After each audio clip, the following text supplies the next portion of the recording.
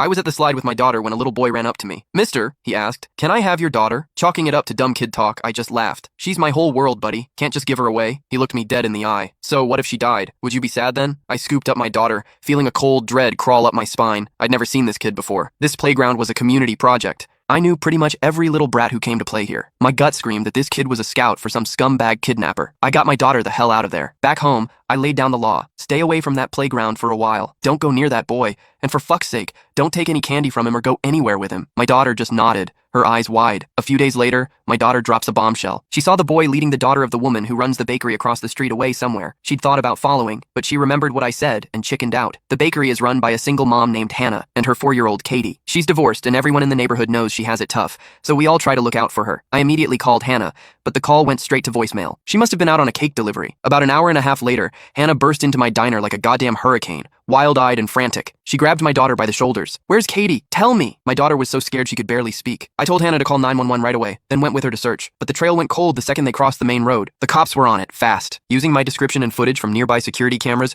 they found the boy that same night. His name was Leo. Leo swore up and down he hadn't taken Katie. His parents backed him up, lying through their teeth that their son had been home all day. The cops showed them the surveillance footage, blowing their bullshit story to pieces. That's when Leo, the little shit, finally mumbled, "I'm not 12 yet, so I don't have to go to jail, right?" Leo led us to a derelict construction site nearby and pointed to a small, freshly dug pit in the ground. "She's in there." The cops dug away the loose dirt and found a styrofoam cooler, the kind you get from Amazon deliveries. They pried the lid open. Katie was crammed inside, curled into a ball. Her eyes were wide open, her mouth slightly agape, her face a mask of pure terror. Hannah just fucking broke. She lunged at Leo, trying to tear him apart, but the cops managed to hold her back. The police had Leo recount the whole thing. His clarity, his step-by-step logic, sent a fucking icicle through my heart. Leo said he found the pit at the construction site and got the idea to bury something alive in it. First, he tried a stray cat, but it scratched its way out immediately. A failure. So, Leo switched his target to a kid. But the hole was too small, so the little psychopath tied 2 shoelaces together to measure the pit's dimensions. Whenever he found a potential target, he'd measure them with the shoelace first before trying to snatch them. He also said he only picked little girls. They were easier to control, and he added,